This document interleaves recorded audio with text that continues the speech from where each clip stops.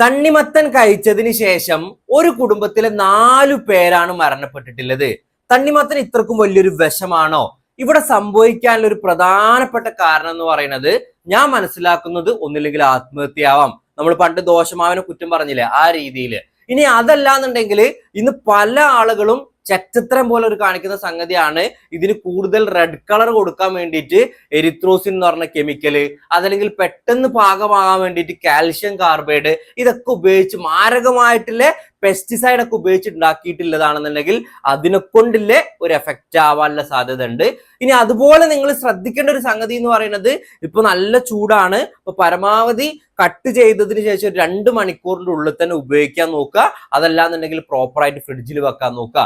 ഇനി അതുമല്ല, സ്മെല്ലിലൊക്കെ മാറ്റണ്ട്, ഉപയോഗിക്കാതെ ഒഴിവാക്കാൻ വേണ്ടി നോക്കുക. കാരണം ഇങ്ങനത്തെ കേസിൽ സാൽമോണല്ല, ഈക്കോളൈ പോലുള്ള ബാക്ടീരിയാസ് വന്നിട്ടും ഫുഡ് പോയിസണിങ് ഒക്കെ ഉണ്ടാക്കാം. പക്ഷെ ഒരിക്കലും ഇങ്ങനെ എല്ലാവരും മരിക്കുന്ന ഒരു കേസിലേക്ക് വളരെ റെയർ ആയിട്ടാണ് എത്താനുള്ള സാധ്യത.